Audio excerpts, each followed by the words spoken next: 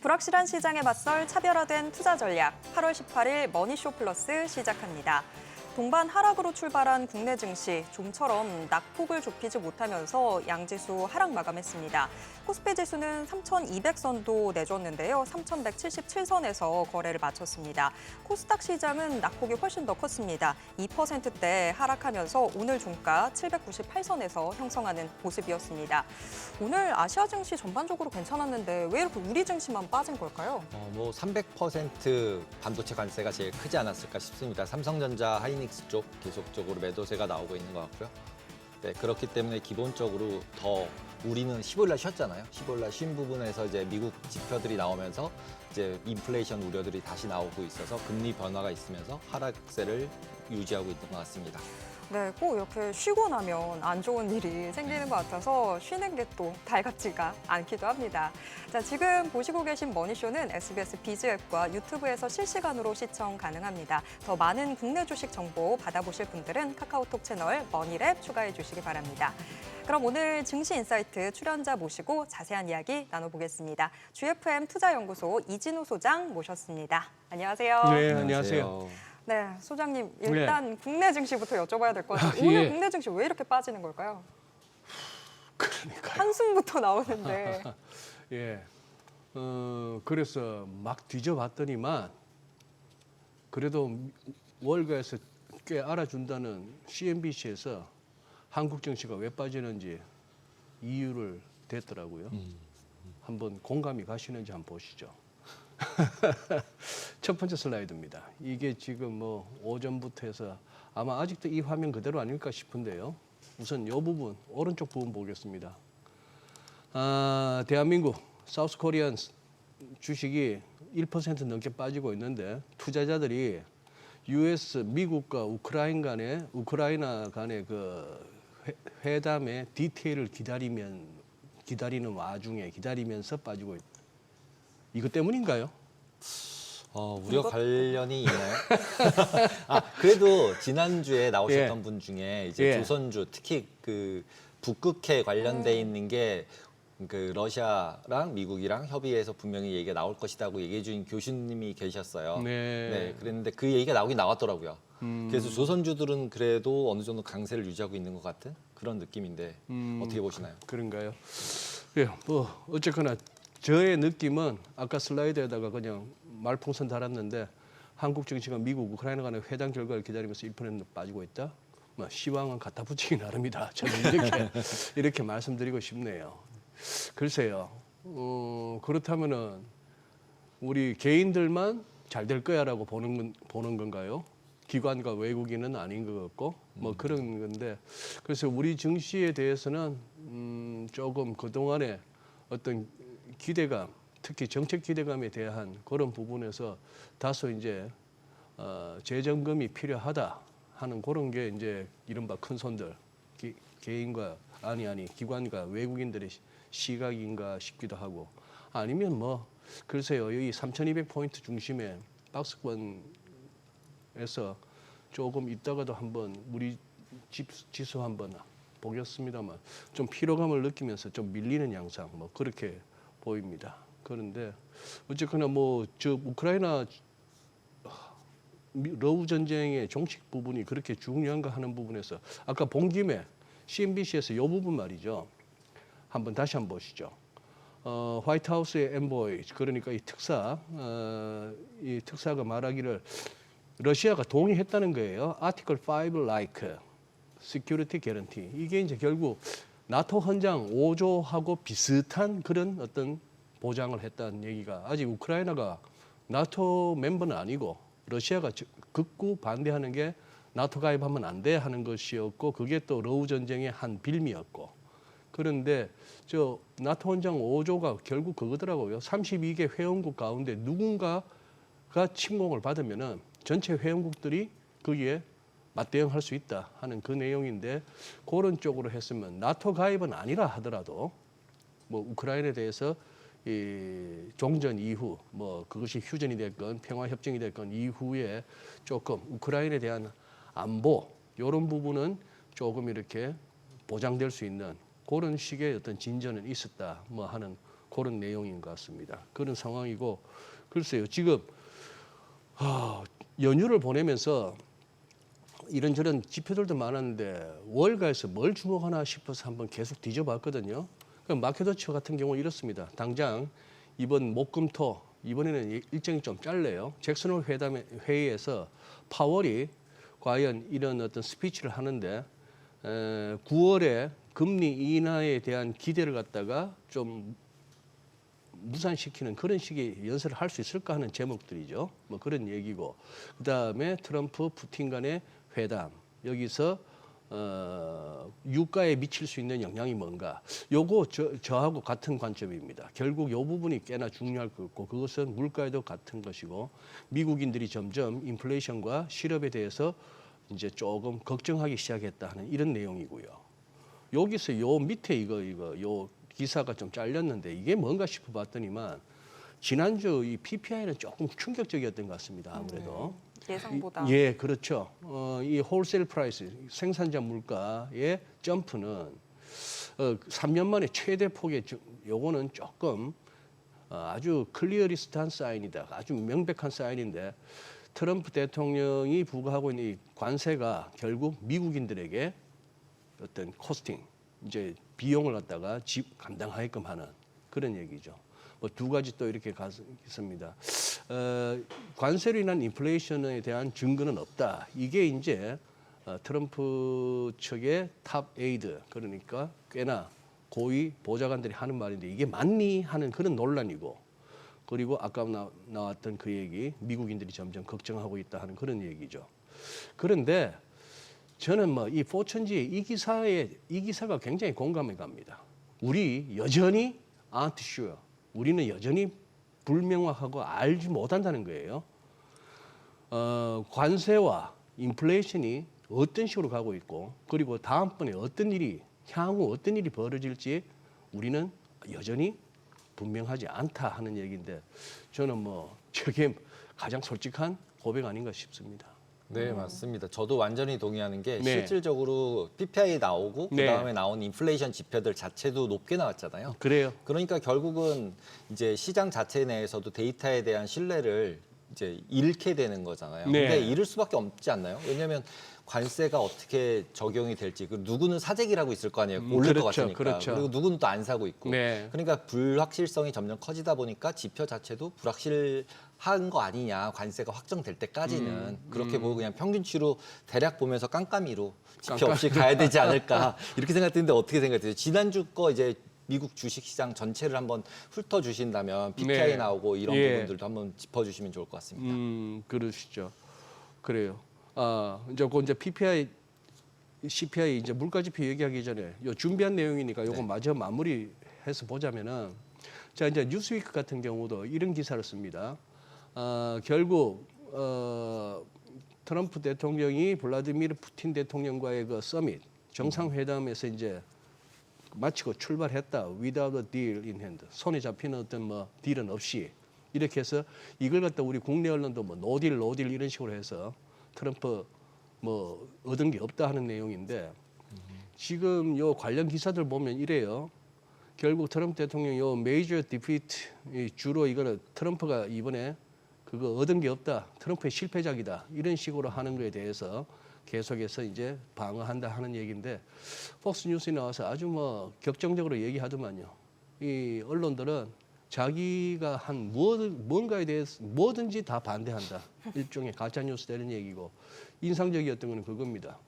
시진핑이 자기가 대통령으로 있는 동안은 대만 침공 안 한다고 얘기했다고.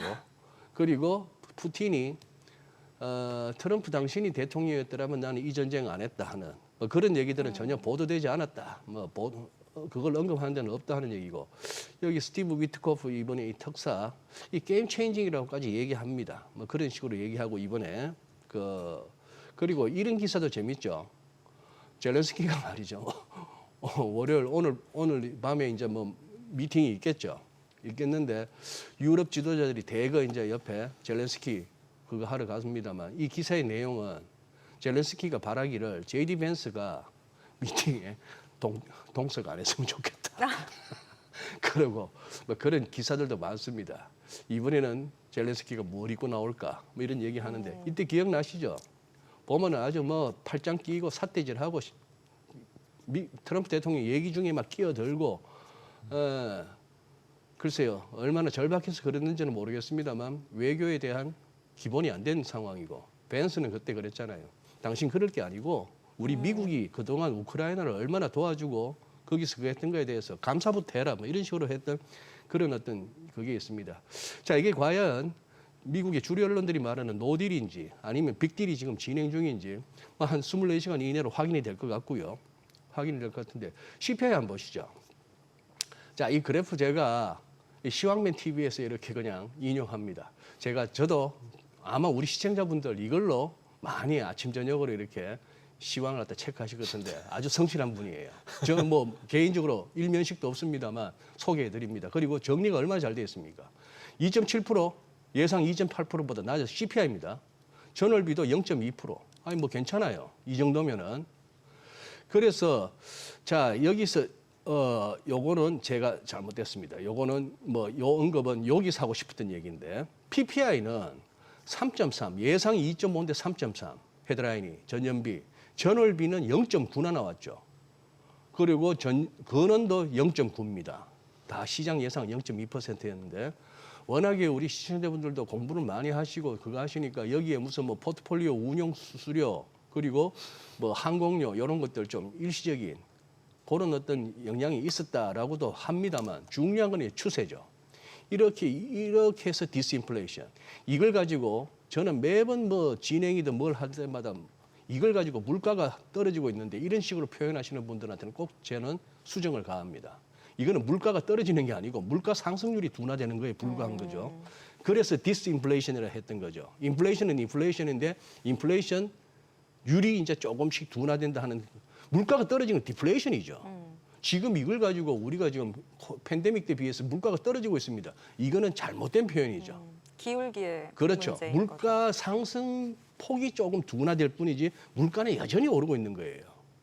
이때 예를 들어서 헤드라인 같은 경우 12%씩 오르고 나서 그 오른 레벨에서 또 전월비 18%, 5%, 4% 이런 식으로 왔으니까 물가는 계속 오르는 겁니다. 그러니 사람들이 하다못해 주식이라도 해야 되는 거예요. 돈 가치가 갈수록 떨어지니까 코인이 뭔지는 몰라도 코인도 해야 될 것 같고 주식은 해야 될 것 같고 나중에 이 집에 누가 들어와서 살지도 모르겠는데 왠지 집값은 곧 똥값 될 것 같은데 강남 제외하고 그래도 이거 함부로 못 팔 것 같아. 왜? 돈 같지가 않으니까. 그래서 다들 붙들고 있는 그런 상황인데 어쨌거나 디스인플레이션에 제동이 걸렸다 하는 것인데 여기다가 조금 더 확인이 필요한 거는 아까 포천지도 얘기했다시피 이 다음에 관세 영향이 본격적으로 이제 지표로 드러날 이 이후의 출세가 어떻게 될지는 너도 모르고 나도 모르는 거죠. 근데 포인트는 이거는 트럼프 대통령의 판정성이었어요. 트럼프의 금리나 요구가 일리가 있구나 하는 그런 CPI였다면 이 PPI는 파월이 또 연준이 저렇게 금리 인하에 대해서 계속해서 신중할 만한도 하네 하는 이런 엇갈린 신호를 보여줬다 이렇게 말씀드릴 수 있겠습니다. 근데 이제 데이터를 통해서 뭔가 예측을 한다거나 네. 이런 게 너무 어려워지는 것 같은데 투자자들은 대체 어떻게 해야 돼요? 투자자들은 뭐 일단 그런 거는 시황쟁이들 나와서 뭘 얘기하면 됐고 뭐 살까 이거부터 중요하고 그 다음에 이제 뭐 내 혼자 괜히 털고 나왔다가 더 가면은 그거는 터지는 손실 나는 것보다 배가 더 아프거든요. 그러니 현재는 이제 붙들고 있어야죠. 일단은 반반이 제일 좋은 거 아닌가요? 반반이 좋죠. 반반이 좋고 진짜 돈 많은 기관들은 그래서 큰 손들은 그렇게 하지 않습니까? 보유 주식을 파는 게 아니고 거기서 하방을 갖다가 이렇게 하방 조금 장이 나빠질 때에 대비해서 뭐 공매도를 일부 쳐놓든지 아니면 선물을 숏을 치든지 풋옵션을 사든지 이런 식으로 해서 그때 빠질 때 들고 있는 주식에서 손실이 나지만 그 포지션에서 일단 그 손실을 상쇄하거나 조금 더 먹고 그러고 나면 또 올라가는 장이니까 그건 또 그대로 누리고 이런 식으로 합니다만 우리 뭐 적으면 1, 2천 많으면 뭐 1, 2억 갖고 하시는 개인들이 뭐는 주식도 않고 뭐는 파생하고 할 겨를이 없으니까 이렇게 늘 휘둘리는 거죠. 그 와중에 아까 계속해서 러시아 우크라이나 전쟁에 대해서 아까 마켓워치에서도 그렇게 해서 오일 프라이스 자꾸 이걸 얘기하는 게 이 그래프 한번 보시면은 결국은 유가하고 CPI가 같이 움직이잖아요. 빨간색이 유가입니다. WTI고 파란색이 CPI 전년비 그건데 어쨌거나 유가가 조금 더 선행하는 그런 흐름으로 보이고 있으니까 여기서 지금 국제 유가 중요해졌죠. 이거 보시면 WTI 여기까지 왔습니다. 지금 이제 60불대 초반인데 WTI 이 차트는 제가 계속해서 여기 마이너스 40불이거든요. 마이너스 40불. 뭔 놈이 유가가 마이너스 40불. 우리가 그래서 2020년, 21년 그 장을 갖다가 자꾸 추억하면서 나 그때 많이 벌었었는데 나 참 소질 있는데 그러시면 안 돼요. 다시는 돌아오지 않을 텐데. 그런 장은 없단 말입니다. 무슨 국채 수익률이 마이너스를 가고 예? 채권을 들고 있는데 이자를 받는 게 아니고 나중에 보니까 이자 까이는 그런 식으로 그런 시절. 이거는 다들 원유 선물 롱을 들고 있다가 아니 만기는 다가오는데 유가는 잘 오르지는 않고 그런 와중에 이걸 갖다가 손실은 나 있는 상황에서 이걸 갖다가 그냥 만기를 가면은 WTI 이거는 실물 인수도예요. 롱 했으면 그냥 그걸 갖다가 반대 거래 청산 안 하면은 실제 가서 원유를 받아야 됩니다. 근데 그 원유를 담아둘 유조선도 탱크도 다라이도 없었어요 그때는. 그러다 보니까 마이너스 40%도 청산을 하는 거예요. 저런 꼴을 났던 팬데믹 때입니다. 정치권에서는 별짓 다 했고 뭐 통화정책 당국자들 중앙은행들 별짓 다 했고 그 와중에 시장에서는 우리가 정상적인 상황에서는 생각할 수 없는 일들이 벌어졌고 그래서 너도 나도 할 것 없이 기대감 무슨 뭐 어쩌고 저쩌고 해서 또 아픈 얘기를 합니다. 또 2차 전지 극했다가 이러고 있는 거예요.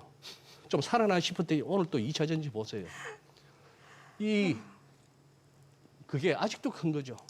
우리가 그때 2007년, 2008년 그때 중국 들어갔던 그 펀드들이 아직도 마이너스잖아요. 만기 다 끝나고 뭐 했는 얘기입니다만.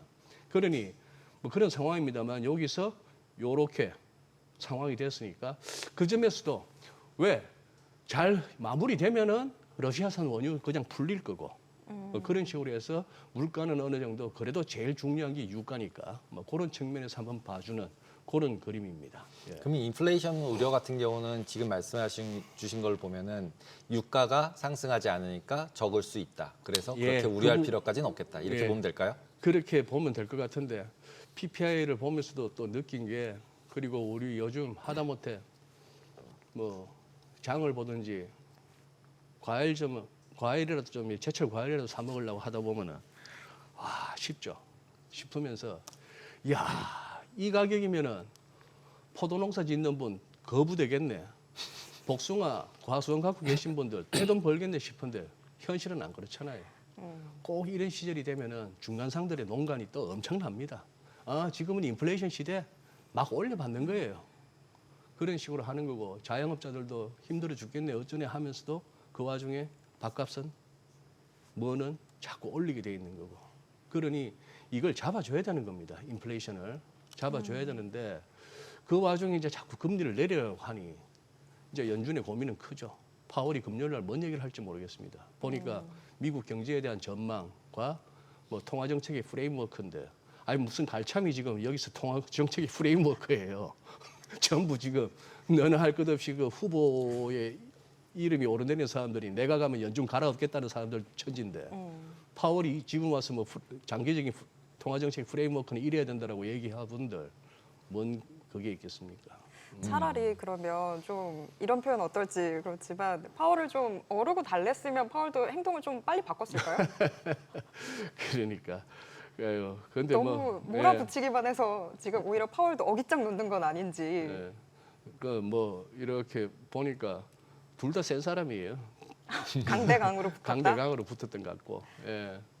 이번에 알래스카 회담에서도 보니까 자기 머리 위로 B2 스텔스 기가 가는데도 푸틴 소리가 하도 크니까 한번 보기는 봤지만 별로 뭐 쪼는 모습은 아니죠. 거기도 상남자는 상남자 같아요.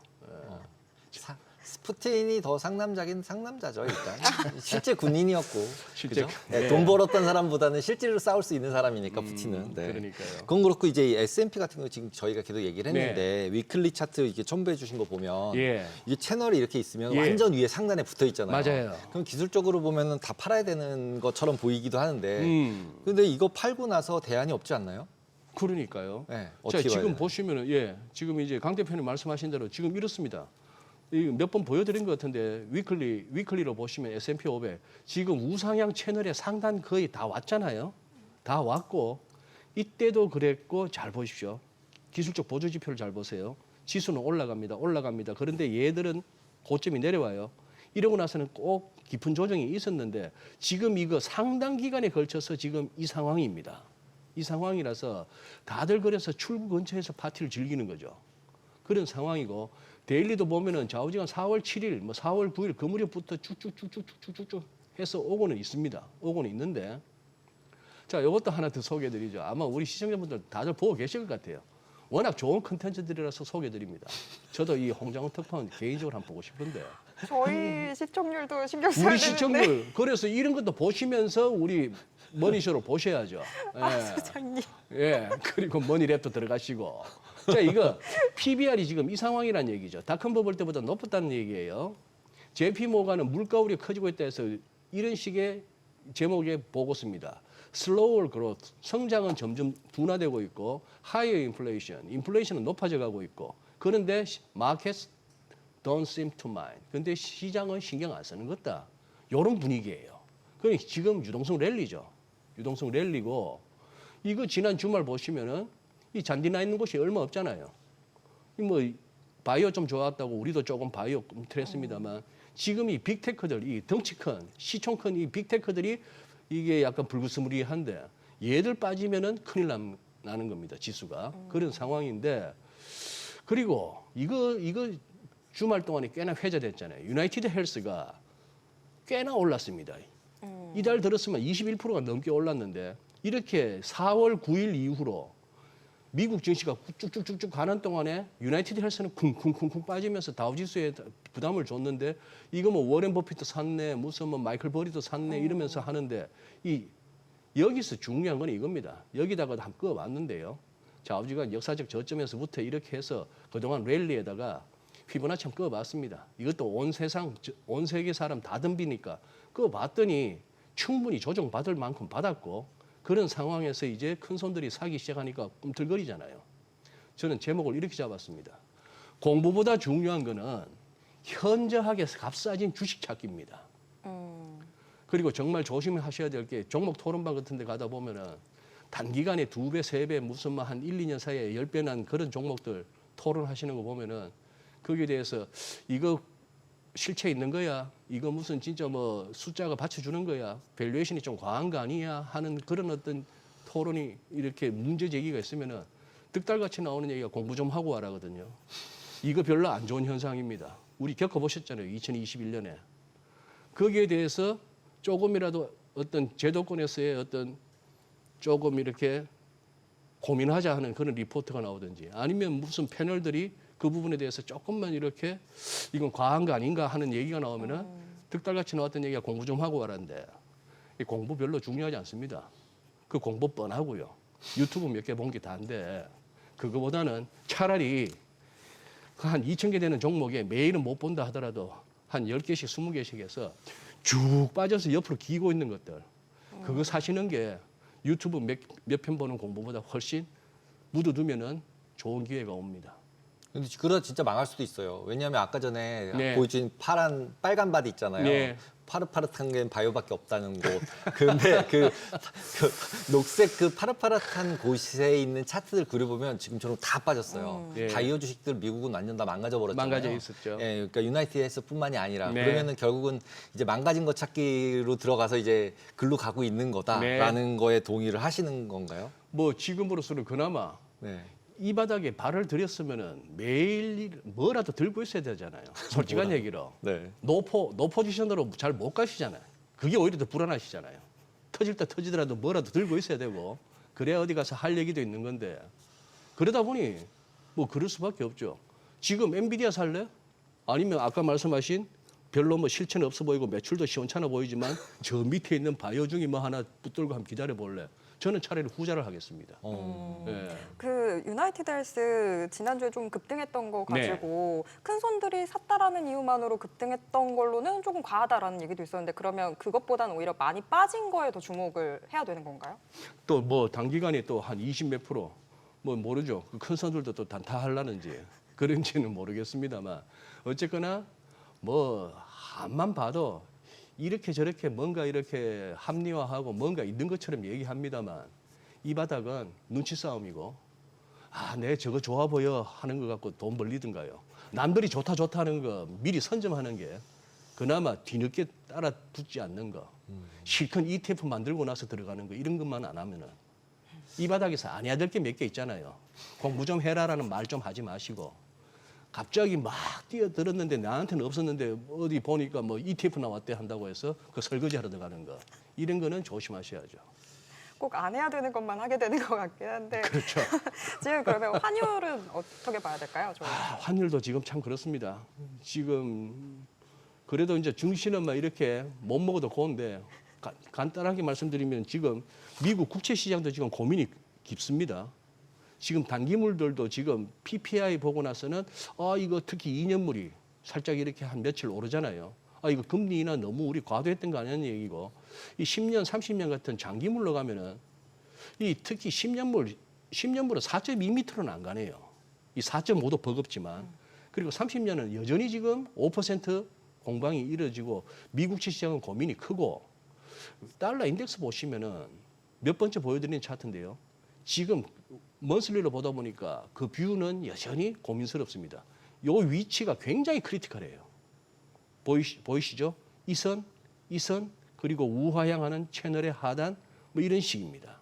그래서 여기서 보시면은 이거 지금 RSI나 MACD는 하락 추세로 접어들었다고 얘기하고 있고 RSI는 지금 여기서 과매도라고 하기도 그렇고 과매수도 아니고 중립인데 그나마 여기서 한번 달러 사볼까 싶은 신호는 스타캐스틱밖에 없는데 이런 경우도 있었단 말입니다.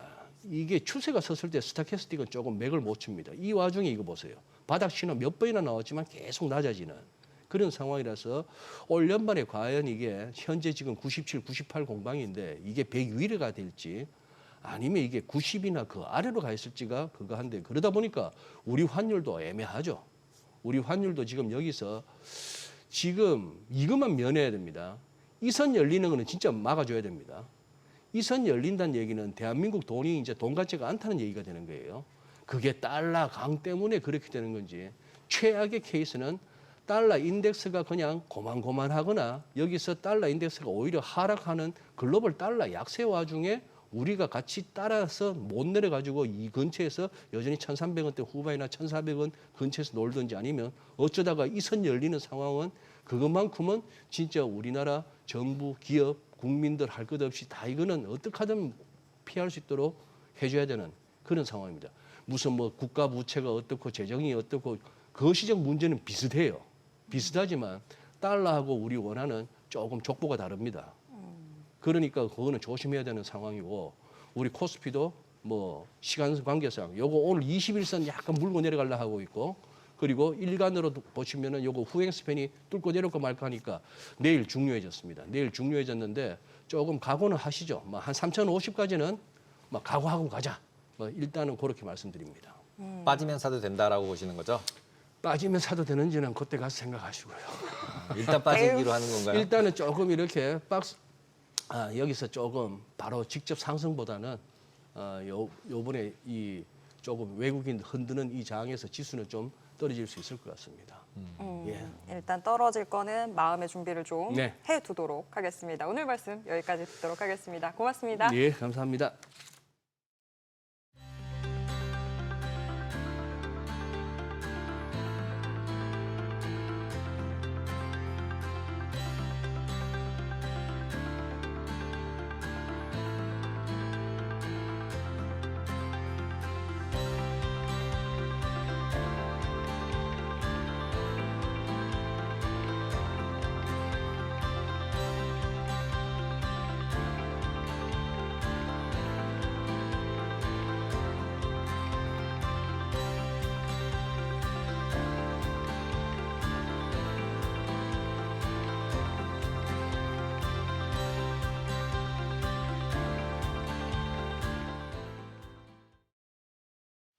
오늘장 특징주부터 뉴욕 증시 리포트까지 정리해드립니다.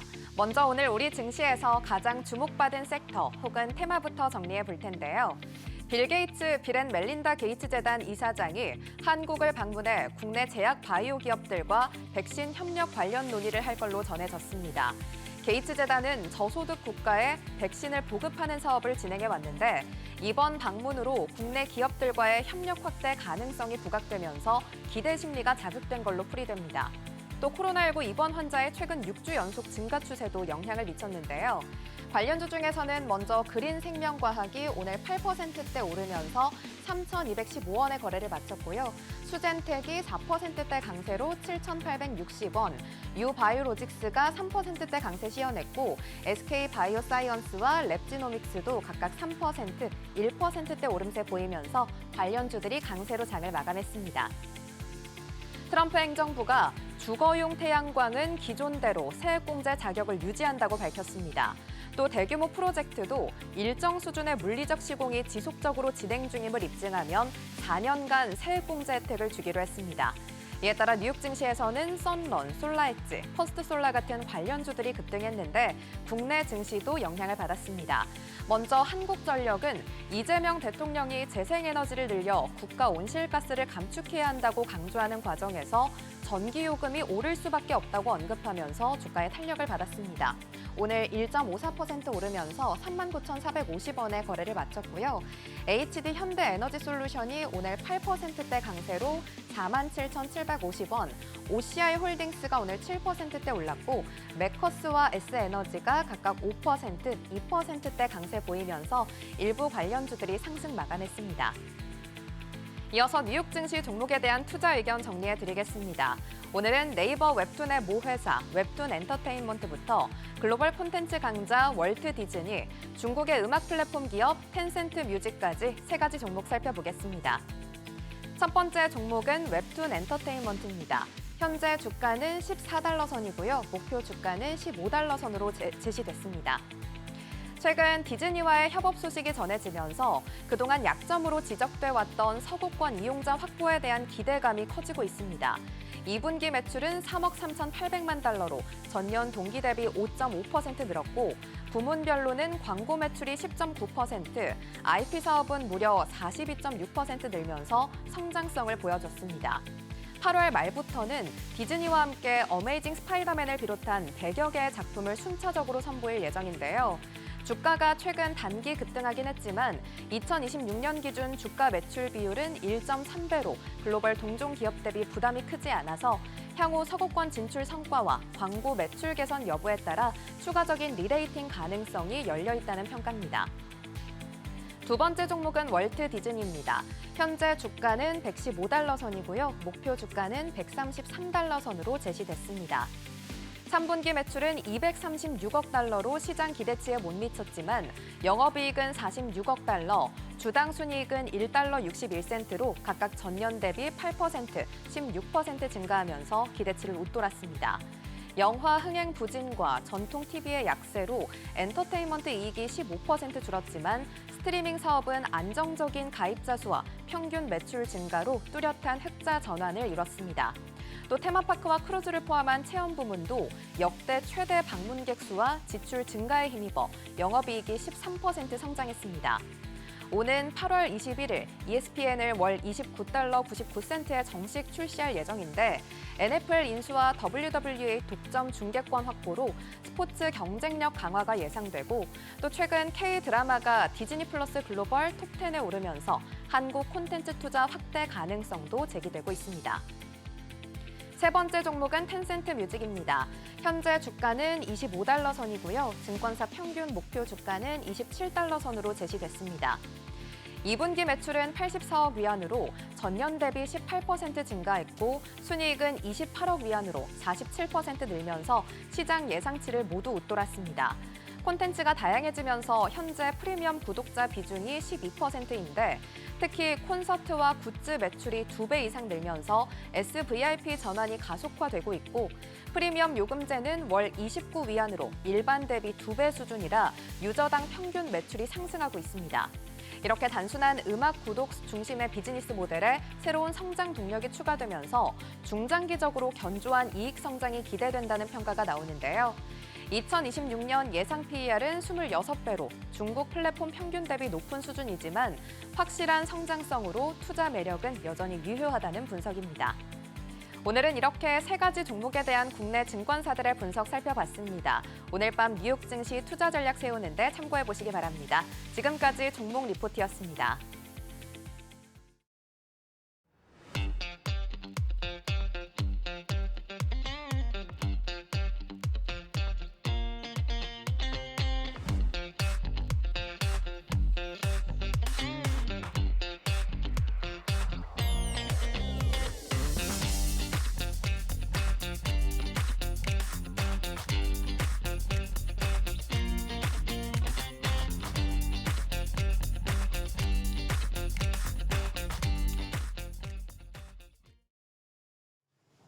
트럼프 대통령이 반도체에 최대 300% 관세를 예고했습니다. 100%에서 300%까지 올린 건데요. 이제 관세가 협상 수단인지 압박 카드인지 헷갈리는 상황이 됐어요. 네, 그렇습니다. H20 수출을 허용하면서 15% 수출세 내라 그랬었잖아요. 시장의 불확실성은 점점 커지고 있는 상황이라고 보면 될 것 같습니다. 시장은 불확실성을 제일 싫어하는데요. 네, 정말 시장이 불확실성을 싫어하는데 불확실성은 점점 더 확대되고 있는 상황입니다. 자, 이런 상황 속에서 박수영 KB증권 자산배분전략부 아시아 팀장님 모시고 자세한 이야기 나눠보겠습니다. 안녕하세요. 안녕하세요. 네. 300% 관세는 사실 이제 도를 좀 지나친 것 같은데 이거는 거의 협박 수준 아닐까요? 네, 저희도 그렇게 판단을 좀 하고 있고요. 트럼프의 과거의 협상의 패턴을 보면 늘 이렇게 생각지 못한 높은 숫자를 위협적으로 던져놓고 그 다음에 협상을 하나하나 진행을 하는 패턴을 보여왔습니다. 그래서 이번에도 300%를 부과하겠다라는 실제 숫자보다는 어떤 상대방을 위협하기 위한 내가 더 유리한 지점에 있기 위한 수단으로 활용을 하지 않을까라는 생각이 들고요. 결국에는 미국 안에 생산 기지를 이전하게끔 하는 레버리지로 활용을 한 수단으로 사용이 되지 않을까 이렇게 생각을 하고 있습니다. 근데 실제 우리나라 같은 경우 15%로 거의 확정된 거잖아요. 그러면은 실제로 중국 기업들만 300%를 때리는 것처럼 느껴지는데 그러면 우리나라한테는 오히려 그게 호재가 될 수 있는 것 아닌가요? 그런 부분도 좀 생각해 볼 수 있는데요. 조금 한 가지 걸리는 부분은 뭐냐면 우리나라의 메모리 같은 경우에는 특히나 중국 안에서 생산되는 것들이 많이 있죠.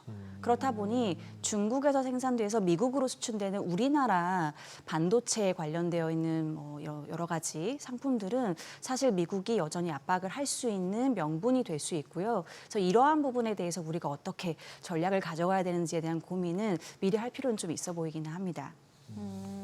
그러면 혹시라도 국내 기업들로 확산해서 이렇게까지 너희도 함께 해, 뭐 이럴 가능성은 없는 걸까요? 그럴 가능성도 좀 있을 것 같기는 합니다. 그래서 사실상 우리가 한국 입장에서는 미국이 계속 요구하는 것들, 생산기지 이전하는 걸 잘 하고 있기 때문에 그런 부분을 또 어필을 하고 이번에도 우리 15% 관세를 이야기하면서 많이 미국이 강조하고 또 원했던 게 우리의 조선 관련되어 있는 기술력이기 때문에 이런 부분에 대해서 협업을 조금 더 강화하고 확대하는 이러한 방안으로 협상력을 강화할 필요성은 좀 있어 보이기는 합니다. 그리고 앞에 이제 트럼프의 협상 패턴도 말씀드렸지만 사실 최근에 발표된 미국의 생산자 물가가 심상치가 않았습니다. 그렇죠. 예상치를 크게 상회했기 때문에 그리고 미국 관점에서 수입 물가도 많이 올랐습니다. 같은 날 발표가 됐는데요. 이런 것들이 아직까지 미국 안에서 소비자들한테 관세 부담이 전가되진 않았지만 기업단에서는 부담을 느끼고 있다는 게 드러났고 트럼프도 잘 인지는 하고 있을 겁니다. 그렇기 때문에 이런 부분을 종합해 봤을 때 우리도 어떻게 미국에 협상을 할지를 좀 잘 고안을 해보면 이 문제가 굉장히 큰 어떤 위협이 되기보다는 협상을 할 수 있는 기반들도 마련되지 않을까 싶어요. 보통 이제 수출 제재가 나오면서 특히 이제 엔비디아가 중국에다 반도체 수출하지 마라 여기였다가 조금 이제 사양 낮은 것들은 수출세 내고 수출해라 이렇게 바꿔줬잖아요. 그러면서 실제로 시장에서 나왔던 얘기가 특히 중국에서 나왔던 얘기가 미국산 그거 쓰지 마. 그거 뭐 스파이 숨겨져 있어. 뭐 이런 얘기를 막 했었잖아요. 그런 상황들이 결국은 중국 반도체 회사들의 실력을 더 키워주는 성장을 더 키워주는 역할을 했다라고 보는데 그건 어떻게 보시나요? 제가 사실 최근에 투자자분들 만나면 말씀 주신 그 질문을 가장 많이 받습니다. 근데 중국이 어렵게 미국이랑 고위급이 3번 만나서 히토류를 내어주고 H-20을 공급을 받았는데 왜 이렇게 백도어 이슈라든지 뭐 스파이 관련되어 있는 소프트웨어가 들어가 있기 때문에 중국 국유 기업이나 아니면 정부 기관들한테 사용하지 말라고 하는 이게 굉장히 좀 오락가락하고 대치되는 지점에 있는 이슈들이거든요. 저는 중국이 굉장히 전략적인 구상을 잘 하고 있는 것 같아요. 뭐냐 하면 일단은 중국은 미국과는 계속 협상을 해야 되는 입장이기는 합니다. 그렇다고 하면 내가 어떻게 하면 앞으로 협상을 더 강화할 수 있을지에 대한 고민을 계속 할 필요는 있을 것 같고요. 그렇다고 하면 첫 번째, 내가 협상을 직접 하는 게 좋은지 아니면 저변에 트럼프 옆에 있는 누군가를 움직여서 나의 협상력을 제고시키는 게 좋은 건지 두 가지 중에서는 후자가 조금 더 중국 입장에서는 비용도 덜 들이고 사실 트럼프를 이렇게 회유하는 관점에서도 좋을 수 있습니다. 이건 누굴 향하고 있는가? 저는 엔비디아와 AMD를 향하고 있다고 봅니다. 사실 이번에 수출세를 트럼프가 20% 얘기하고 15%로 낮춰서 수출세를 내가면서 중국에 수출을 하고 싶다라고 이야기한 게 엔비디아랑 AMD예요. 그러니까 그만큼 그들은 중국 시장을 포기할 수가 없고요. 중국이 이렇게 자국산 칩을 사용하도록 유도하는 전략을 중국 안에서 구사할수록 마음이 굉장히 급한 건 엔비디아와 AMD일 수밖에 없습니다. 그러면 이들이 로비력을 더 강화해서 트럼프에게 우리가 중국에 수출할 수 있게끔 하는 여러 가지 전략적인 방안들을 제시하게끔 중국이 역으로 AMD나 엔비디아를 지금 압박하는 수단으로서 이런 식의 전략을 구사하고 있는 게 아닌가라는 생각이 좀 들고 정말 이거랑 저는 좀 맞닥뜨려서 볼 수 있는 중요한 연결점에 있는 이벤트가 뭐냐면 중국이 H-20에 대한 백도어 이슈를 제기하고 얼마 되지 않아서 엔비디아의 쿠다랑 비슷한 화웨이 산하의 하이실리콘이라고 하는 회사가 GPU인 이제 어센드 시리즈를 공개하는데요. 여기도 캔이라고 하는 이 명령어 툴킷을 오픈 소스로 공개했습니다. 그러니까 자국의 GPU 기술력에 대한 자신감을 드러내고 이걸 가지고 엔비디아나 AMD를 압박을 해서 트럼프를 추가적으로 로비할 수 있는 이러한 전략을 좀 구사하고 있다고 판단이 듭니다. 지금 말씀하신 그 랭귀지가 쿠다랑 비슷한 건가요? 맞습니다. 중국은 원래 화웨이는 오픈 소스로 공개를 하고 있지 않다가요. H-20 백도어 이슈를 제기하고 이틀 뒤에 요거를 캔이라고 하는 툴킷을 오픈 소스로 공개를 했습니다. 그럼 미국이 계속 오락가락하는 동안에 중국이 성장할 수 있는 시간만 벌어준 거네요. 네, 그래서 사실 트럼프의 이런 전략이 트럼프 당선됐을 때 여러 가지 분석들이 있었는데 제가 생각했던 방향성은 트럼프는 판을 깨고 다시 여러 가지 퍼즐 조각을 조립하는 방식을 선택하는데 그렇게 되면 이렇게 좀 틈새 같은 것들이 좀 벌어질 수 있는 여지가 생기죠. 이런 것들을 중국이 히토류라고 하는 카드를 잘 쥐고 활용을 좀 하고 있는 것 같습니다. 지금 아시아 팀이시니까 이제 보통 이제 중국 주식도 많이 보실 것 같은데 실제로 최근 들어서는 중국 AI 주식을 사라 이런 주문도 되게 많잖아요. 그 부분에 대해서는 어떻게 보세요?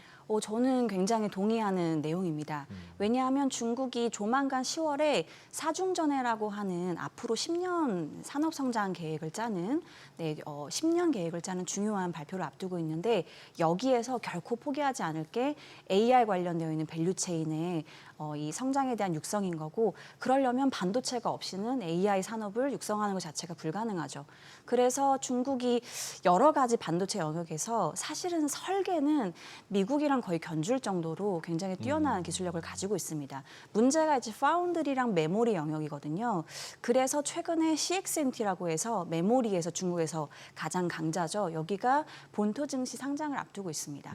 이것도 자금을 추가로 확보해서 추가로 메모리의 이 연구 개발 역량을 확보하려고 하는 움직임으로 볼 수가 있고요. 중국의 장기 계획을 앞두고 이러한 기업들이 속속이 상장을 할 것으로 예상이 되기 때문에 저는 사실 중국의 반도체는 사실 조금 투자하기에 꺼려질 수 있지만 미국과 충돌이 잦아질수록 주가가 더 오히려 올라가면서 이들이 정부의 보조금과 여러 가지 중국 안에서의 수요가 커질 수 있는 여지가 있겠다라고 판단을 하고 있습니다. 이렇게 중국은 또 성장을 하고 있었는데 우리 반도체는 되게 여러모로 지금 악재인 것 같아요. 뭐 기술력도 그렇고 관세 측면에서도 뭐 미국으로 바로 가는 것보다는 중국이나 대만 거쳐서 가는 반도체도 많다 보니까 관세를 더 더블로 받게 되는 상황인 것 같은데 어떻게 보세요? 네, 우리 반도체가 중국, 미국으로 나가는 걸 합치면 절반이 넘어가거든요. 그러니까 결국 여기로 넘어가서 완성 제품인 뭐 PC나 스마트폰 같은 걸로 제조가 돼서 미국으로 궁극적으로 수출되는 이러한 방향성이 전개가 되기 때문에 만약에 이렇게 트럼프가 반도체 관련되어 있는 이슈들을 제기하게 되면 사실 우리나라 기업들은 계속해서 불확실성을 좀 안고 가야 되는 부담이 있기는 합니다. 그렇지만 트럼프는 장점이자 단점이 협상이 가능한 사람이죠. 그렇기 때문에 협상 방안을 계속 강구하면서 우리의 강점인 이제 말씀드렸던 여러 가지 기술력들과 특히나 미국의 지금 경제 상황들을 연결해 봤을 때는 이게 꾸준히 어떤 불확실성을 가지고 갈 건지 아니면 협상이 가능할 건지의 관점에서는 전 후자의 가능성이 좀 더 높다고 봅니다. 그러면 이제 우리나라 이제 SK, 삼성전자 같은 경우랑 마이크론이 결국은 이제 반도체 HBM의 3강인데 그 중에서 어쨌든 두 개가 우리나라고 그 키를 우리나라가 어느 정도 가지고 있잖아요. 그러면은 지금 이게 미국이랑 중국이랑 지금 말씀하신 이런 상황에서 경쟁력이 유지되고 더 매출을 상승시킬 가능성이 더 높다고 볼 수 있는 건가요? 저는 그렇게 생각을 가지고 있는데요. 일단은 두 가지가 좀 중요할 것 같습니다. 첫 번째는 결국에는 중국도 HBM을 확보하기 위한 기술 투자를 어마어마하게 하고 있거든요. 중국이 부동산으로 얻는 정부의 세수가 굉장히 큰데 부동산 규제를 하면서 아시는 것처럼 중국의 이 세수 확보가 굉장히 좀 어려워졌습니다. 그럼에도 불구하고 지난해 원화 기준으로 60조 원을 반도체 육성 기금에 이제 투자를 정부 따라서 했거든요. 그렇기 때문에 우리가 중국과 HBM 영역에 있어서는 기술적인 격차를 꾸준히 가지고 가는 최소한 한두 세대 정도는 계속 유지를 하는 전략이 필요할 것 같고요. 두 번째로는 미국이 사실 트럼프 이후에 누가 될지는 모르겠지만 결국에는 미중 갈등, 특히나 첨단 기술에서의 이 대립은 장기화될 가능성이 높기 때문에 공급망을 다변화하는 거는 꾸준히 우리는 좀 노력을 가할 필요는 있을 것 같습니다. 그래서 말씀드린 기술력의 격차 유지, 공급망 다변화 두 가지가 유지가 된다고 하면 사실상 우리가 메모리 영역에서는 강점을 가져가는 전략들은 꾸준히 유지가 되지 않을까 싶습니다. 근데 지난주 같은 경우 이제 일본이 주가가 급등을 했는데 그 이유를 찾다 보니까 결국은 반도체랑 하이테크 쪽의 소부장들을 투자를 막 외국인들이 많이 하기 시작했다, 일본 거를. 이런 얘기가 나왔고 우리나라도 지금 HBM 같은 경우는 우리나라 소부장들이 되게 많잖아요. 그러면 그런 기업들은 다 중국에 수출을 할 수 있는 건가요? 이 트럼프가 다 막는 거 아닌가요, 그것도? 그렇죠. 사실 우회 수출이나 여러 가지 완성 제품에 대해서도 부과를 할 가능성이 있죠. 명확하게 지금 트럼프가 그 정확한 범위를 지금 확정해주지는 않았기 때문에 우리 입장에서는 굉장히 불안한 것들이 사실이지만 그게 궁극적으로는 미국으로 수출이 되는 거고 여기에 따른 부담을 미국의 소비자들이 떠안아야 되기 때문에 저는 여기서는 트럼프가 실질적으로 높은 고율 관세를 추가로 반도체에 할 건지 아니면 일종의 협상 방안으로 미국 안에 생산 기지를 이전하고 투자를 더 확대할 경우에는 낮추거나 없애는 방향으로 갈 건지에서는 네, 말씀드린 것처럼 저는 후자의 가능성이 높겠다. 그래서 미리 우리가 어느 정도 감안을 하고 시나리오 분석을 할 필요는 있겠지만 그거에 대해서 너무 두려워할 필요는 없다고 생각을 합니다. 네, 삼성전자를 안 여쭤볼 수가 없을 것 같아요. 국내 증시는 뭐 삼성전자가 내리면 지수도 같이 빠지고 이런 상황인데 오늘도 삼성전자 많이 빠졌는데 삼성전자가 결국 HBM 시장에서 어쨌거나 후발 주자다 보니까 가격 인하 전략을 좀 짜고 있는 것 같은데 이게 좀 성공적으로 되는 전략인지 어떻게 보실까요? 네, 제가 사실 반도체를 전문적으로 분석을 하진 않아서 디테일한 말씀을 드리긴 조금 어렵지만 전반적으로 중국의 이 반도체에 연결되어 있는 특히나 메모리 영역에서는 기술 개발은 하고 있지만 중국은 이 메모리에서 특히 HBM 연결되어 있는 AI 수요가 너무 필요한데 여전히 이 학습은 어렵습니다. 추론까지는 가능한 메모리를 가지고 있는데요. 학습이 있어야 AI 서버를 가지고 휴머노이드나 여러 가지 자율주행을 구현할 수가 있거든요. 중국이 올해까지 동수서산이라고 하는 프로젝트가 1차가 마무리가 됩니다. 이게 뭐냐면 동부 지역에 있는 대도시에 데이터를 서부 지역에 있는 많은 사막에 데이터 센터를 깔아서 여기서 연산 추론을 해서 AI 역량을 강화하는 게 2023년부터 올해까지 1차로 진행이 됐었는데요. 그래서 중국이 최근에 뭐 팍스콘도 그렇고 중국에서 AI 서버 수요가 굉장히 강하다라는 얘기가 나오고 있는데요. 이게 올해까지 끝나야 되는데 진도율이 40%밖에 안 됩니다. 그러면 지금 6개월도 안 남았는데 이거를 어떻게 60%를 다 끝낼 거냐. 그래서 굉장히 입찰 물량이 빠르게 늘어나고 있고 아까 말씀드린 사중전회에서 다음 10년 계획에서 동수서산 2차를 발표할 가능성이 있습니다. 그렇기 때문에 중국 안에서 AI 서버 수요가 굉장히 많이 늘어날 가능성이 있고 우리는 이미 하나의 사례를 봤죠. 엔비디아랑 AMD처럼 일종의 비용을 내고 중국에 공급을 하는 방식을 선택하면 사실 트럼프도 협상을 할 수 있는 여지가 있다. 선례가 있으니까요. 그래서 저는 중국과 무자르듯이 단칼로 여러 가지 이러한 거래를 끊기보다는 미국과 협상을 해서 우리가 얻을 수 있는 베네핏을 누려가면서 이렇게 커질 수 있는 AI 서버 시장에 중국을 진출을 하는 게 저는 조금 더 맞는 전략이고 삼성전자가 또 가격을 인하하고 있기 때문에 중국 입장에서는 기타 피어 기업들 대비해서는 조금 더 매력적으로 삼성전자를 고려할 수도 있을 것 같습니다. 저희가 삼성전자 얘기 계속 하고 있는데 지난주 같은 경우 이제 애플이랑 또 협업, 테슬라랑 협업, 그다음에 머스크가 와서 파운드리 내가 살려줄게 뭐 이렇게 한 것 같은데 이게 진짜 성공 가능성이 있나요? 이거는 일단 진행되는 단계들을 좀 봐야 되는데 사실 가능성이 없다고 하면 이런 논의 자체를 저는 하지는 않았을 거라고 보고요. 그래서 이러한 것들이 미국 기업과 협업이 더 돈독해진다고 하면 아까 말씀드린 트럼프랑 여러 가지 협상 방안을 꺼내놓을 때도 삼성전자 입장에서는 유리한 카드 중에 하나가 될 거라서요. 저는 중국에서의 불확실성도 낮추고 미국에서 여러 가지 기업과의 관계를 강화하는 게 우리 입장에서는 좋은 전략이라고 판단이 됩니다. 그러면 지금 현재 시장 종합적으로 해서 봤을 때 특히나 이 반도체 측면에서 우리가 좀 중요하게 앞으로 나오게 될 포인트들 좀 전망을 해보면 이런 기점들을 좀 중요시하게 봐야 된다. 뭐가 있을까요? 일단 전 주로 중국을 보다 보니까 아까 말씀드린 중국의 15차 5개년 계획, 앞으로 10년 계획에서 어떤 산업을 주력으로 가져갈 건지 지금 시장의 중론으로는 일단 중국이 과거 14차 5개년은 씨앗을 뿌리는 마음으로 10대 산업에 대해서 육성을 하겠다. 근데 여기에 모든 게 다 담겨 있습니다.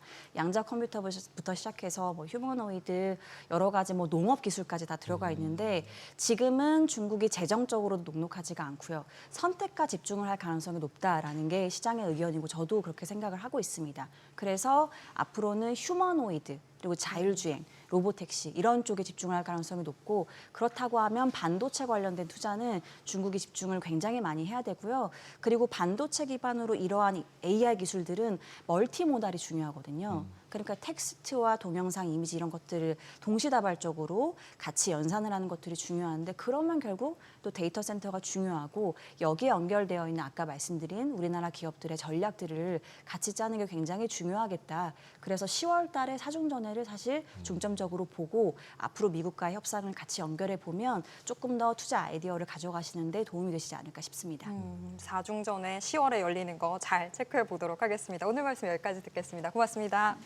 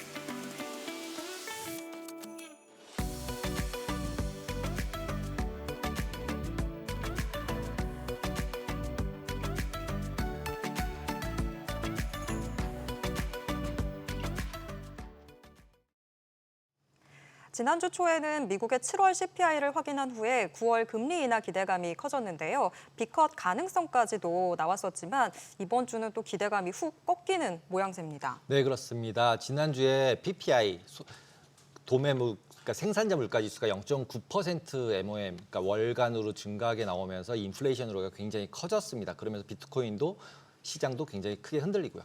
거기에 특히 이제 전략 자산으로 넣어주지 않겠다. 그 비중을 늘리지 않겠다라는 단어까지 나오면서 비트코인이 하락을 굉장히 많이 했는데요. 오늘 그 부분에 대해서 더 자세히 알아보면 좋겠습니다. 네, 왜 갑자기 목소리가 작아지시는지. 네, 정말 지금 가상자산 시장도 좀 어려운 흐름들 보이고 있어서 이 흐름 어떻게 봐야 되는지 함께 알아보도록 하겠습니다. 언디파인드 랩스 조동현 대표 모시고 알아보겠습니다. 안녕하세요. 안녕하세요. 안녕하세요. 네, 뭐 저희가 앞서서 이야기 나눴지만 지금 가상자산 시장도 지난주랑은 확연히 느낌이 달라진 상황이 됐습니다. 한 주 동안 시장 어떻게 보셨을까요? 지난주만 하더라도 이더리움이 이제 큰 폭 이제 상승하고 비트코인도 계속적으로 일정 부분 가격대를 유지해주면서 기대가 컸었거든요. 근데 이제 금리 인하에 대한 좀 불확실성, 원래 연내에 3번 한다고 했었는데 이제 2번으로 좀 줄이기도 하고 또 이제 기컷 기대감은 아예 실종됐어요. 네, 그러니까 이제 비컷이라고 하는 단어조차도 이제 언급하지 않는 또 시장이 되다 보니까 이제 불확실성이 좀 커진 것 같아요.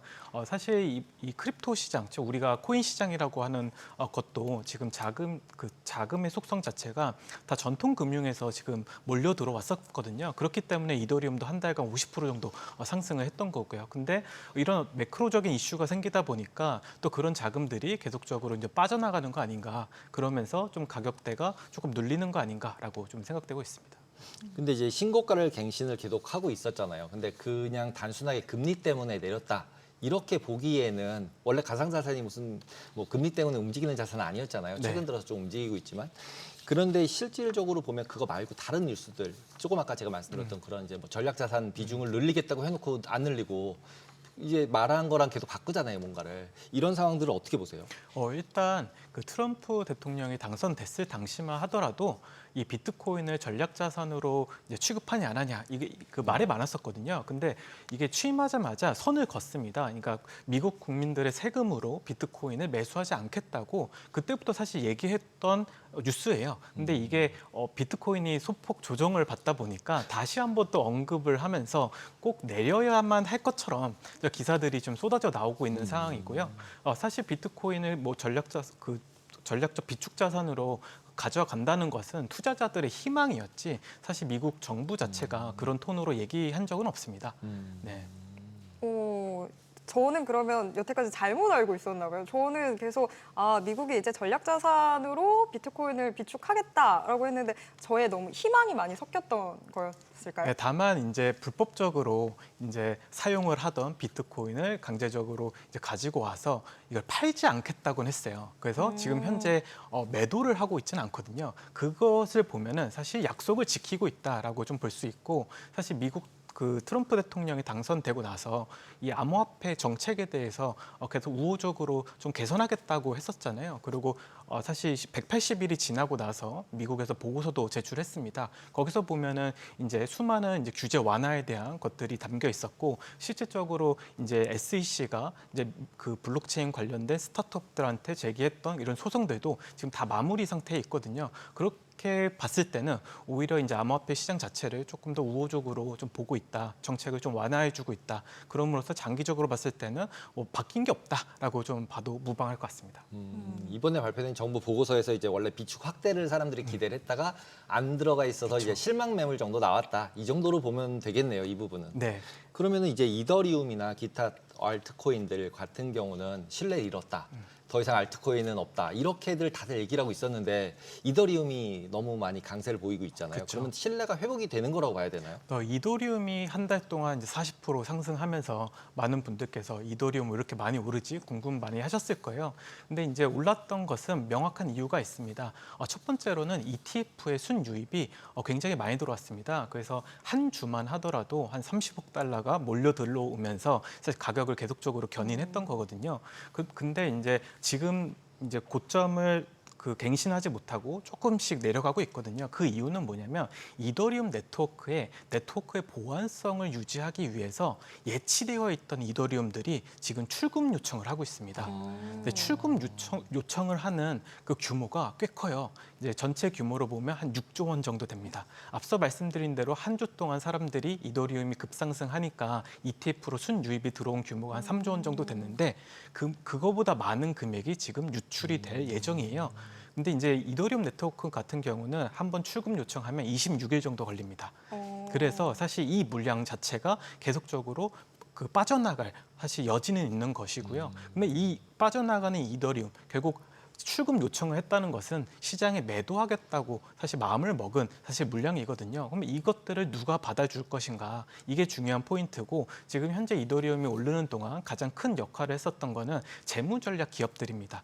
그 샤프링크랑 이제 비트마인이라고 하는 이제 기업이 이더리움을 계속적으로 장기적으로 보유하고 계속적으로 모아가겠다, 시장에서 매수하겠다고 선언을 했거든요. 이 기업들이 계속적으로 축적을 하면서 이더리움 가격을 견인했었는데 지금 출금 요청한 양도 이거를 받아줄 만한 자금이 있는지에 대해서 시장은 계속 퀘스천 마크를 조금 띄우는 것 같아요. 그러다 보니까 이더리움에 대한 좀 불확실성도 좀 시장에 반영이 되고 있는 거 아닌가라는 생각 들고 있습니다. 그럼 지금 그런 흐름으로 생각해 보면 뱅크런 비슷한 사태도 일어날 수 있는 거 아닌가요? 뱅크런 같은 사태는 아니고요. 그냥 자연스럽게 기존에 원래 이더리움 네트워크에 예치를 했던 주체들은 대부분 벤처 캐피탈이나 아니면 소수의 어떤 투자자들이 예치를 해뒀었어요. 그분들은 굉장히 오랫동안 예치를 했던 분들입니다. 근데 그분들도 이제 가격대가 많이 올라왔다. 그래서 현금화를 조금 일부 할 필요가 있다라고 느껴져서 이렇게 출금 요청한 것뿐이지 이게 어떤 뱅크런 개념하고는 조금 다른 것 같습니다. 지금 실제로 말씀하신 그 예치라는 부분이 이더리움 생태계에서 이제 뭐 채굴이 안 된다, 뭐 채굴이 이제 무한대로 될 수 있는 거잖아요. 네. 비트코인처럼 딱 한정이 돼 있는 게 아니잖아요. 네. 그러다 보니까 이제 묶어 놓으려고 예치라는 걸 하고 예치를 했으면은 이자처럼 줬었던 거잖아요. 네, 근데 맞습니다. 그분들이 나가는 거면 실제로 그분들이 그 투자자들이 나가면서 트레저리 주식한테 넘겨주고 나가는 건데 그렇게 생각을 해보면은 내 다음에도 또 예치한 사람들이 계속 나온다면 지금 뱅크런까지는 아니지만 그렇죠. 어느 정도 하락세가 유지될 가능성도 있고 그게 더 하락을 한다면 이제 트레저리 스탁이라고 했던 데서 손실이 너무 많이 나면 대출이잖아요. 대출받아 이더리움 샀는데 20-30% 깨지면 이제 반대 매매 나가고 이런 가능성은 아예 없나요? 있을 수 있죠. 당연히 이제 이더리움 가격이 하락하면은 이 재무 전략 기업들이 뭐 이더리움을 계속적으로 사들일 수 없거든요. 결국 그분들은 이더리움 가격이 우상향한다면 이제 기업 가치가 올라가고 그에 따라서 신주를 발행해가지고 자금 조달 후 그걸 다시 이더리움을 사는 건데 이런 선순환 구조가 안 나올 수는 있습니다. 그래서 자금 조달에 대한 불확실성이 분명히 존재는 하고요. 근데 이게 어떻게 될지는 조금 앞으로 지켜봐야 되죠. 네. 근데 지금 시장을 불안하게 하는 이슈들 중에 하나는 또 해커들까지도 매도에 나섰다. 이 부분이 있는 것 같은데 이게 어느 정도의 지금 시장에 악영향을 미치고 있을까요? 뭐 해커들이 사실 이더리움을 매도하는 거는 흔한 일입니다. 네, 사실 이 디파이라고 하는 누구도 관리해주지 않는 그런 어떻게 보면 자유경제 시장 그 위에서 해킹이 종종 발생을 하고 이더리움 같은 경우는 해커들이 이제 자신들의 지갑을 추적 못하도록 이 토네이도 캐시나 뭐 여러 가지 어떤 기술을 통해서 자취를 감춰요. 그렇기 때문에 이더리움을 그 스테이블 코인으로 이렇게 현금화하는 경우는 종종 발생을 하는데요. 그들도 사실 언제 이걸 현금화해야 될지 뭐 아무 생각 없었을 거예요. 근데 이제 급등하다 보니까 이제는 좀 팔아야겠다라고 생각을 해서 현금화하는 것이지 그게 시장에 큰 영향을 끼치는 건 아닌 것 같아요. 오히려 기존 이더리움 네트워크에서 묶여있던 자금이 시장에 출하되고 있다. 그것을 누군가를 받아줘야 되는데 시장에서 그걸 받을 만한 자금이 있냐. 이게 사실 중요한 포인트 같습니다. 그 지금 말씀하신 토네이도 캐시라는 부분이 자금 세탁 아닌가요?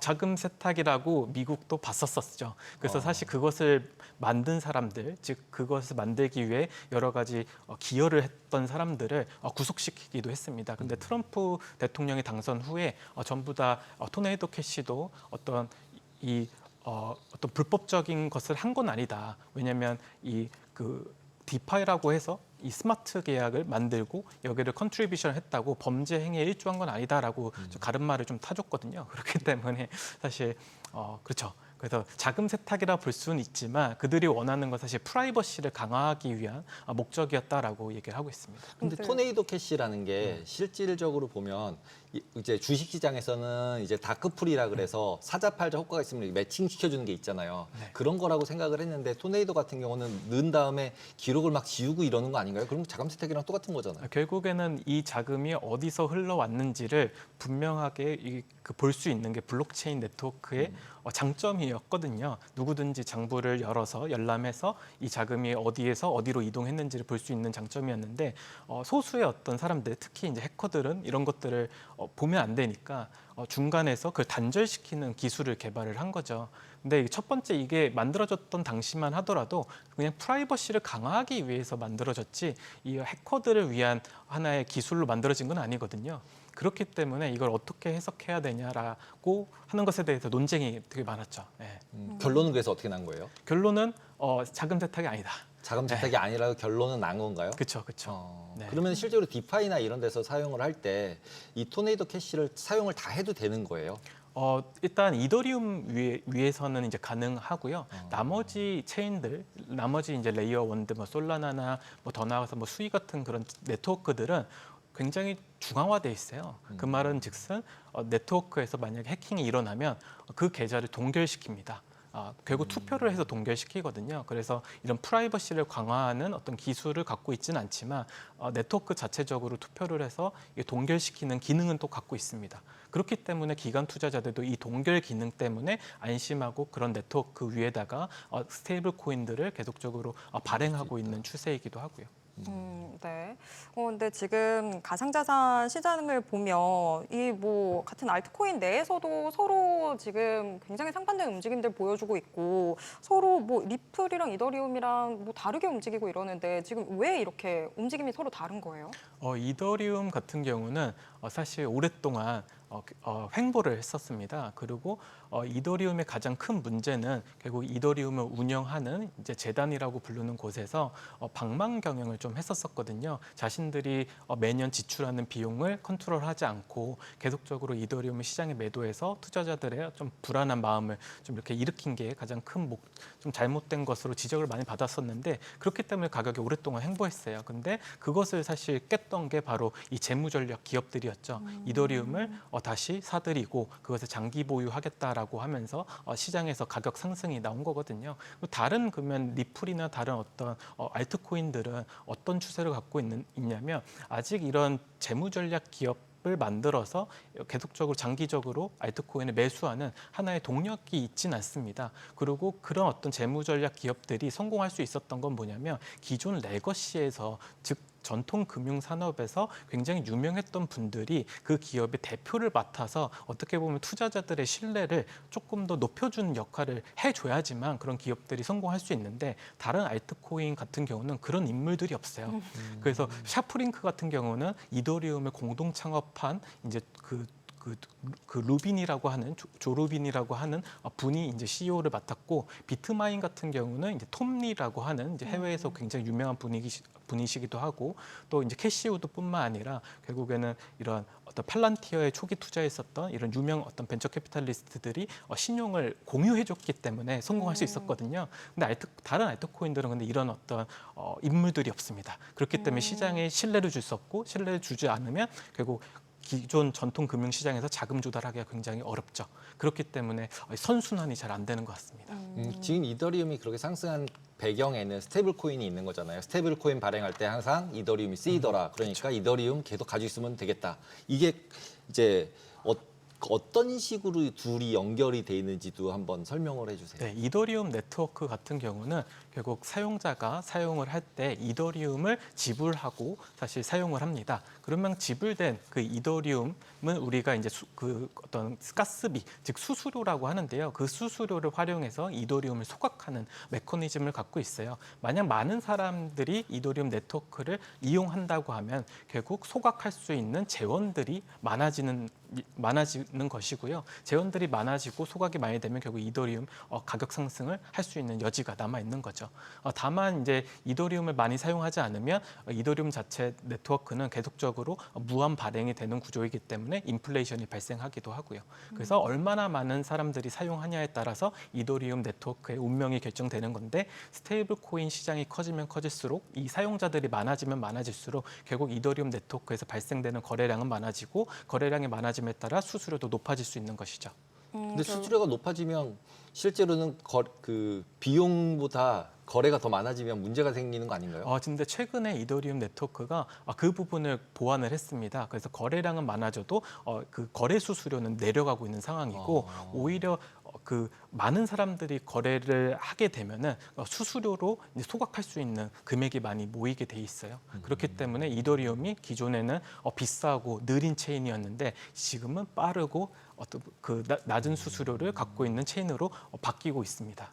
무적의 암호화폐가 되어가는 분위기인데 지금 뭐 ERC20 토큰 뭐 이 얘기도 나오던데 요거는 어떤 거예요? ERC20 토큰 같은 경우는 이더리움에서 만든 표준 규격입니다.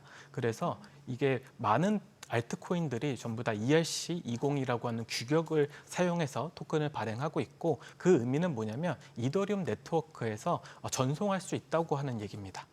그렇기 때문에 ERC20 토큰은 사실 ERC20 토큰들이 뭐 상승하고 있다라고 하는 것은 잘못된 표현이긴 하고요. 대부분의 이제 알트코인들은 ERC20, 즉 이더리움 네트워크에서 그 자산들을 보내고 받을 수 있게 만들었거든요. 그렇기 때문에 그냥 규격이라 생각하시면 될 것 같습니다. 그럼 ERC20이라는 게 예를 들면 우리나라 같은 경우는 이제 금융결제원에서 돈을 보내면은 금융결제원 라인을 통해서 왔다 갔다 하는 거잖아요. 그러면 맞아요. 금융결제원 같은 거를 이더리움이 제공한다 이렇게 보면 달러는 이제 스위프트라는 걸 통해서 네. 왔다 갔다 하고 네. 이제 원하는 결제원 라인을 통해서 BOK 와이어라는 걸 왔다 갔다 하는데 실제로 그러면 이더리움은 얘네가 만든 ERC20이라는 걸로 왔다 갔다 한다 이렇게 보면 되는 건가요? 네, 이더리움 네트워크에서 왔다 갔다 하는 거고 이더리움 네트워크를 사용하기 위해서는 ERC20이라고 하는 이 표준 상태로 토큰을 만들어야지만 가능한 겁니다. 네. 그러면 얘가 라인이에요, 랭귀지예요, 뭐예요? 이거는 하나의 전송할 때 이제 그러니까 규격이라고 하는 거는 결국 그 네트워크를 사용할 수 있게 만든 거잖아요. 그래서 그 앞서 말씀드린 대로 스위프트 역할을 하는 건 이더리움 네트워크라 보시면 될 것 같고 이더리움 네트워크에서 ERC20이라는 토큰 규정으로 자산을 만들어야지만 그 네트워크를 사용할 수 있거든요. 그래서 조금 다른 개념이라 보시면 될 것 같아요. 저는 아직 이해가 안 돼서 그러면 아까 ERC20이 상승한다라는 표현 자체는 잘못된 잘못됐다라고 거죠. 하셨잖아요. 왜냐면- 그럼 어떻게 네. 고쳐야 되는 거예요? 그러면 90% 이상의 ERC20이라는 표준 규격을 사용하고 있고 그래서 이더리움 네트워크를 통해서 전송할 수 있거든요. 그렇기 때문에 사실 모든 코인들이 오를 때 ERC20 코인은 오르게 되는 겁니다. 그래서 오른 표현 자체는 이더리움 네트워크를 사용할 수 있는 대부분의 디파이나 스테이블 코인 관련된 코인들이 상승한다 이렇게 말씀하셔야 될 것 같아요. ERC20이 그냥 카피해가지고 붙이고 그다음에 이렇게 이름 좀 바꾸면 쓸 수 있다고 다른 친구들이 그러던데 그게 진짜 맞는 건가요? 왜냐면 알트코인 발행도 쉽고 모든 게 쉽다. 그냥 네. ERC20이라고 지금 말씀하시는 게 프로토콜 맞아요. 규정이니까 네. 규정을 그대로 카피해서 붙인 다음에 맨 밑에만 조금만 바꾸면 코인도 발행할 수 있다. 이런데 그건 맞습니다. 맞는 거죠? 네, 맞습니다. 그러면 아무나 발행도 하고 아무나 할 그쵸. 수 있으니까 신뢰가 없는 거고 그러다 보니까 결국은 네트워크라는 이더리움은 그래도 커질 수 있다. 이렇게 그쵸. 해석하는 게 가장 적절한 해석이겠네요. 네, 맞습니다. 네. 가상화폐도 공부해야 될 게 너무 많아요. 지금 보면서 저 굉장히 많이 복잡해졌는데 그래도 조금 정리가 된 것 같습니다. 혹시 뭐 지금 한 주 동안 저희가 좀 중요하게 살펴봐야 될 포인트 하나만 짚어주신다면? 네, 일단 이더리움에 관련돼서 좀 말씀드리고 싶은 게 뭐냐면 이더리움 네트워크 상에서 지금 스테이블 코인 발행이 계속적으로 높아지고 있습니다. 그렇기 때문에 이 스테이블 코인에 대한 기대감이 계속적으로 지속이 된다고 하면 이더리움이 단기적으로는 하락할 수 있어도 이 가격적으로 올라갈 수 있는 이런 상승 좀 요인이 좀 있거든요. 그렇기 때문에 갑자기 급락했다고 해서 이더리움을 이렇게 좀 부정적으로 좀 보는 거는 조금 아닌 것 같고 좀 장기간 좀 뷰로 좀 보면 좋을 것 같습니다. 네. 오늘 말씀 여기까지 듣도록 하겠습니다. 고맙습니다. 네, 감사합니다. 네, 오늘 밤 미증시는 또 저희가 뭘 눈여겨봐야 될까요? 오늘 같은 경우도 큰 이슈는 없는 것 같습니다. 그런데 일단은 관세 이슈, 푸틴이 이제 우크라이나랑 같이 다 이제 만나니까 그 뉴스를 제일 봐야 되지 않을까요? 종전 뉴스를. 또 오락가락할 것 같아서 네. 불안하긴 한데요. 네, 계속해서 저희 방송 함께해 주시고요. 머니쇼 플러스와 관련된 간단한 퀴즈를 푸시면 또 추첨을 통해서 200분께 커피 쿠폰을 드리는 이벤트도 저희가 마련을 했습니다. 여기에 대해서도 많은 관심 부탁드리고요. 자세한 내용은 SBS 비즈 앱, SNS X, 스레드에서 확인해 주시면 되겠습니다. 모든 투자 판단의 책임은 투자자분들께 있다는 점 알려드리겠습니다. 머니쇼 오늘 여기까지입니다. 여러분의 모든 경제에 SBS 비즈가 함께하겠습니다. 저희는 내일 오후 3시 30분에 다시 찾아뵙겠습니다. 고맙습니다.